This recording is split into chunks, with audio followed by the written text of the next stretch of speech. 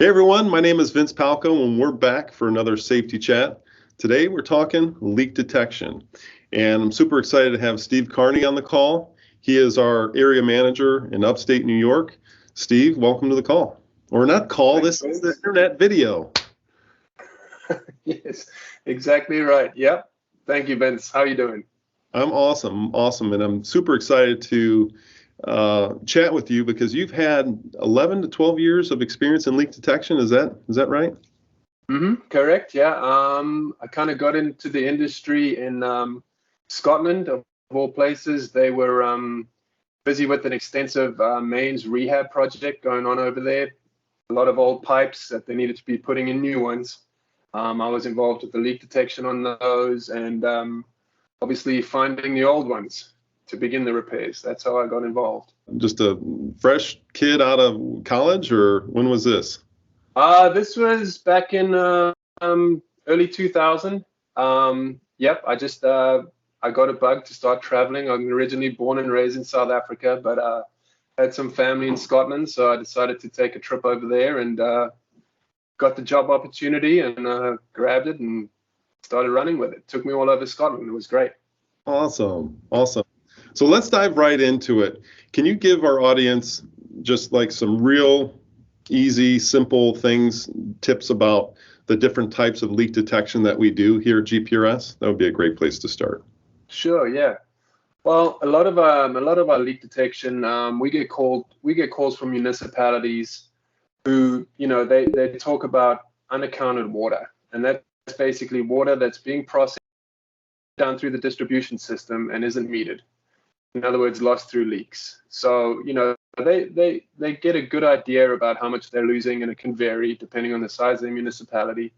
But we may get a call to say we're losing, I don't know, 200,000 gallons a day. Go out and find it. Wow. So that's kind of on the bigger scale. We of course get the residential calls. Someone's got a 300-foot long service line. They've been told by the water department they have a leak. We go out there, kind of pinpoint that for them, because once that leak is after the meter, it becomes pretty costly. Sure. We do other types of leaks, fire loops around manufacturing facilities, hospitals, schools, that kind of thing. That's where there is a water system dedicated solely for fire protection that needs to be kept at a constant pressure in the event of a fire. And then, so sometimes they'll realize that their pressure is not holding, indicating they have a leak somewhere in the system. We'll go over there, try to assess how much they're losing, try to find out where the leak is. We do our thing.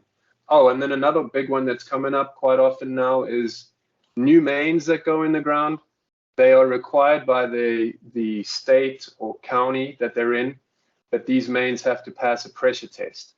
So if there's a new bit of main that's gone in, it's going to have to hold, let's say, for example, it's going to have to hold a pressure of 150 psi for 2 hours. They put a gauge on, they measure it. If that pressure starts dropping, they have a leak somewhere, they have to get it resolved. These are usually very small leaks. They take a bit more time. We do have various methods for those, but those are another one we do. Yeah. Those are the main ones we're involved in. So going back to municipalities where they're losing, 200,000 gallons, and did you say a day on that front? Yeah.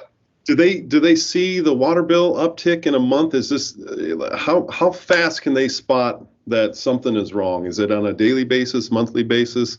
How much are they losing before they're actually like beep beep beep? Yeah, it all depends on the municipality. A lot of them are very proactive. Some are not so much. It's got a lot to do with funding. But typically, what they're getting that number from is the amount they're producing, and then comparing that to what they're billing. Gotcha. So that difference is it gives them the idea of what they're losing. Yeah. Now, you said something just a little bit ago about pressure testing the lines. I know that we also, to find leaks, have an audible system where we use like the frequency of the hissing of the pipe. Right. Talk a little bit about that, the audible versus pressure testing. Does it all come down to audible system? Yeah, so when we're referring to audible, we're talking about acoustics. So what it is, when that water is exiting that pipe, basically the pipe actually vibrates, and it's the sound of that vibration that we're picking up on. Okay. So that's what it is, and it is all acoustics. I mean, initially when we go out there, we've got a set of headphones on, we've got an S30, which is it enhances what we're listening to electronically. And then the way we set about it in the beginning is just going to hydrants, valves, all that kind of thing within the system. We take a note of each contact point that we've listened to.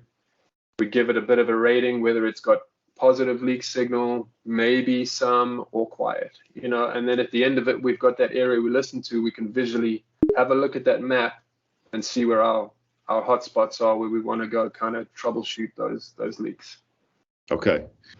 Continuing on, what are some of the different types of pipes, the materials that you've seen through the years that system works with when it comes to leak detection? Yeah, that's a good one, because the pipe material plays a big part of how we're hearing the leaks. For example, you've got cast iron that's been in there for hundreds of years. Then you have, going on, there was a period, I think it was around about the 1940s. You got a pipe that went in called transite, otherwise known as asbestos cement, which doesn't sound too good. For that reason, they stopped putting that in. They stopped production of that, I think, around the 1970s, something like that. So your two types of main metallic pipes are your ductile and your cast iron. These are the best. These have the best properties for transmitting a leak sound. In other words, if there's a leak on that pipe, you can hear it a lot further away from the leak than you would, say, asbestos pipe, transite, or PVC. So whenever we hear that we have transite or PVC, that's when a leak detector kind of he doesn't get the good feeling going on there, because what it is, when that sound escapes that pipe, the sound doesn't travel at all. So typically with a metallic pipe, we can go from hydrant to hydrant, which are usually around 500 feet apart, and we can hear those leaks pretty well. Whereas if you have a leak on a PVC main, you probably won't hear that leak on those hydrants, just because the sound hasn't traveled that far. Sure. So that's when you need to start getting more invasive, not invasive, but listening to more contact points, more parts of service lines that come off that main, that type of thing. It just takes a little longer. So ductile, cast, the best for leak detection. Transite in the middle, PVC, horrible. But we do it. We've got various methods, So the pipe materials definitely play a big part of it. Okay. So we prefer metal. Absolutely, 100%. Yeah. For the next bit here, you could explain to the audience the process. So if I'm a customer, if I'm a municipality, and I know I need some help, I call GPRS. Walk us through the process, give us a little bit more detail on how the process works.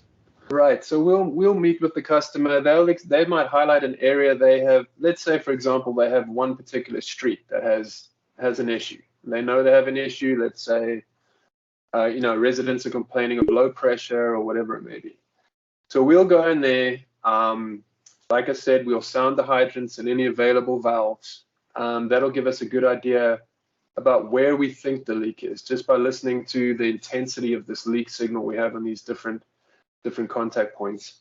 From that point, we bring out the correlator, which is a pretty sophisticated piece of equipment. I mean, basically put two sensors on either end of the pipe we're trying to assess. We input there the pipe diameter, the pipe size, pipe type, and the length of pipe we're testing. We input this into sort of a main computer. It runs a whole bunch of algorithms between the two sensors, and it'll give us a visual representation in a graph form of where it thinks the leak may be. So from that point on, we'll go to that general area. We'll locate the main. Pipe and cable locator. We'll locate the main. From that point on, we'll actually start listening on top of that main with our acoustic listening equipment. If it's blacktop, you'll listen right on top of the blacktop. If it's in the grass, we'll actually pound probe rods down. don't have to go too far. Usually a foot and a half will do the trick. That really gives us the ability to kind of narrow that leak location, and usually it gives us exact pinpoint. That's what we would like, but usually the box we paint around the leak location, I'd say the typical size would go, 4 by 6 foot. I never put an X on the ground, because as soon as you put an X on the ground, you get held to that spot. So, so basically I want them to start digging a hole and there'll be water in that hole. Yeah. So we put the square on the ground. Mm-hmm. Do we ever stick around to make sure, or is our job pretty much done and dusted? If we had all the time in the world, every single one of us would love to see the leak. Unfortunately, we paint a nice, pretty box, we take a great photo, and we're out of there. So one last question for you, Steve. Can you give us an example, the latest project that you've been on, either a municipality or, a fire loop or something where they had a problem and we came in and helped them find the issue? I don't know if you've got something top of mind that, there's, when I get asked that question, there's always one I jump to. And I'll never forget when we got the call, but it was the city of Amsterdam up in New York. And overnight, they determined that a break had occurred and they were losing 2 million gallons a day. Okay, so this was pretty detrimental to their operations. They had isolated it to 1/2 of the city, which was a bonus. But from that point on, we knew that they were pretty accurate with the estimate. They had good metering, and that was how much was being lost. Went out there, had a look at their maps, trying to formulate a game plan. And in my mind, the first thing I was thinking about was, well, this is definitely not a 6 or an 8-inch main. I mean, this is going to be a pretty substantial size main for that leak. So we looked at their bigger mains, anywhere from 16 up to 24-inch. I started listening along those. I covered the 24-inch, didn't really hear anything. Got on the 16, had a bit of an area that I thought maybe. We jumped down to the next size onto the 12, and it was when I was listening on the 12-inch. I definitely started hearing something, did all my testing. I gave them a leak location in probably one of the busiest intersections in the city. So it was one of those, you get this asked all the time, are you sure it's here? I said, yes. They said, where's the water? There's 2 million gallons a day being lost. Where is the water? Dang. I couldn't answer that. I mean, a lot of people say, well, your job's easy, right? The leak's where the water's surfacing. Well, 99 times out of 100, the water doesn't surface. It's running into storm drains, it's running into sewer drains, it's making its way. It's not coming to the surface. Is it creating a void around too? In some cases, creating a void around there, yep, for sure. And water does its own thing. I mean, It really does. So it turns out what that leak was a 10-inch. 10-inch was tied into a 12-inch. It had separated. That was their leak. But from beginning, from the time I arrived to the time I diagnosed where that leak was, probably took about 4 or 5 hours, which is pretty quick in the scheme of things. Just by using that methodology of searching your bigger mains, working it down, and eventually nailing the leak. They were happy. Very cool. Yeah. I'd hate to see that puddle of 12 million gallons coming out. That's a lot of water for sure, yeah. Oh. Well, very good. Steve, thank you so much for joining us today on this safety chat regarding leak detection. Really appreciate your time. I'll send you some GPRS swag. Awesome. But many, many thanks for this. You're very welcome. Okay, if you have any questions for us or Steve, make sure to fill out the form on this page, or you can comment below this video as well, and we'll make sure someone reaches out to you and answers those questions. But thanks again for tuning in, and we'll see you next time.